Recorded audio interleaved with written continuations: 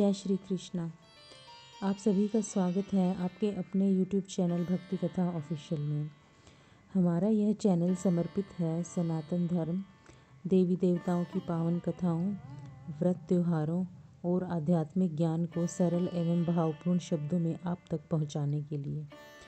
यदि आप भी शिव भक्ति, विष्णु भक्ति और देवी कथाओं में रुचि रखते हैं तो इस चैनल को सब्सक्राइब अवश्य करें और कथा को अधिक से अधिक लोगों तक शेयर करें। आइए आज फाल्गुन मास की इस पावन घड़ी में हम सुनते हैं फाल्गुन मास कथा अध्याय 10। फाल्गुन मास को सनातन धर्म में विशेष महत्व प्राप्त है।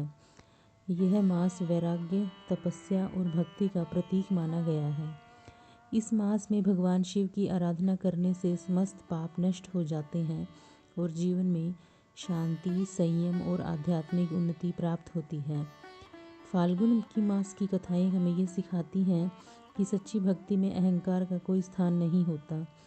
इस अध्याय में हम उस हृदय विदारक लेकिन अत्यंत दिव्य कथा का वर्णन करेंगे जब माता पार्वती ने अपने पूर्व जन्म में माता सती के रूप में अपने प्राणों का त्याग किया।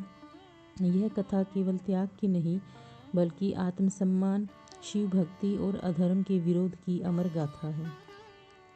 प्राचीन काल में प्रजापति दक्ष के यहाँ माता सती का जन्म हुआ। दक्ष अत्यंत पराक्रमी, यज्ञों में निपुण और अहंकारी स्वभाव के थे।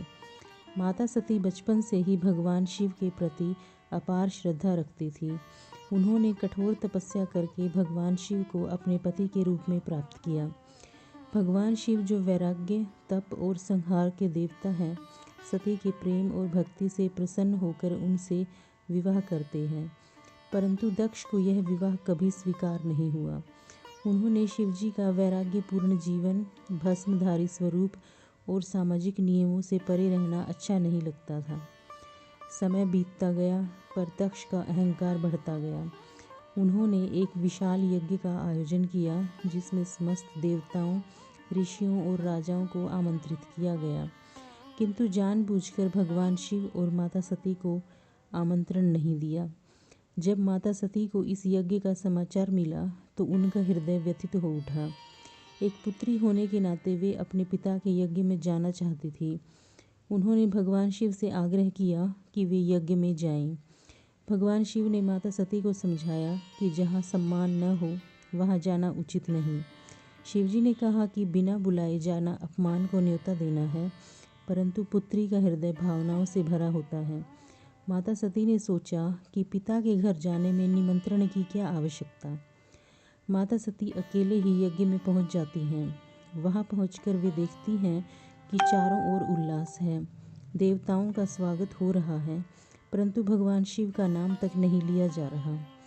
जब माता सती ने यज्ञ मंडप में भगवान शिव के लिए कोई स्थान न देखा तो उनका हृदय टूट गया। दक्ष ने सभा के बीच भगवान शिव का अपमान किया। उन्होंने शिव को अयोग्य, भिखारी और अराजक कहकर संबोधित किया। यह सुनकर माता सती का अंतःकरण विद्रोह कर उठा। माता सती ने सभा में खड़े होकर कहा कि भगवान शिव स्वयं ब्रह्मांड के आधार हैं। जिनके चरणों में समस्त देवता नतमस्तक होते हैं, उनका अपमान स्वयं अधर्म है। परंतु दक्ष ने अपनी भूल स्वीकार नहीं की। तब माता सती ने निर्णय लिया कि जिस शरीर ने शिव निंदा सुनी है वह शरीर अब उन्हें स्वीकार नहीं।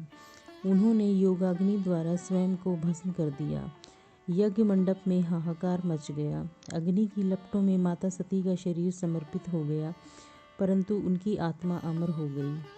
जैसे ही भगवान शिव को इस घटना का ज्ञान हुआ, वे अत्यंत क्रोधित हो उठे। उनके नेत्रों से अग्नि बरसने लगी। उन्होंने अपने जटाजूट से वीरभद्र को उत्पन्न किया और यज्ञ का विध्वंस कर दिया।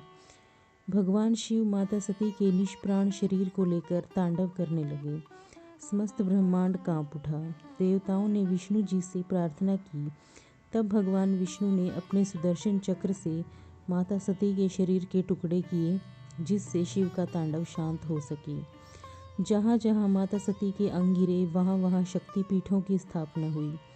ये शक्तिपीठ आज भी माता के जागृत स्वरूप के प्रमाण हैं। यह घटना दर्शाती है कि स्त्री का सम्मान, भक्ति और आत्मसम्मान सर्वोपरि है। माता सती ने हिमालय राज के घर माता पार्वती के रूप में पुनर्जन्म लिया। उन्होंने पुनः कठोर तपस्या करके भगवान शिव को प्राप्त किया। यह दर्शाता है कि सच्चा प्रेम और भक्ति कभी नष्ट नहीं होते। फाल्गुन मास में इस कथा का श्रवण करने से अहंकार नष्ट होता है, वैवाहिक जीवन में प्रेम बढ़ता है और शिव कृपा प्राप्त होती है। यह कथा हमें सिखाती है कि अधर्म का विरोध करना ही सच्चा धर्म है। यह कथा सिखाती है जहाँ शिव है वहीं शक्ति है। सम्मान और भक्ति के बिना कोई भी यज्ञ सफल नहीं होता। अहंकार अंततः विनाश का कारण बनता है। फाल्गुन मास कथा अध्याय 10 यहीं पूर्ण होती है। यदि आपको यह पावन कथा पसंद आई हो तो वीडियो को लाइक करें, चैनल भक्ति कथा ऑफिशियल को सब्सक्राइब करें और इस कथा को अपने परिवार व मित्रों के साथ साझा करें। कमेंट में ओम नमः शिवाय अवश्य लिखें। अगली वीडियो में हम फाल्गुन मास की एक और दिव्य कथा लेकर आएंगे। तब तक के लिए हर हर महादेव। जय श्री कृष्ण।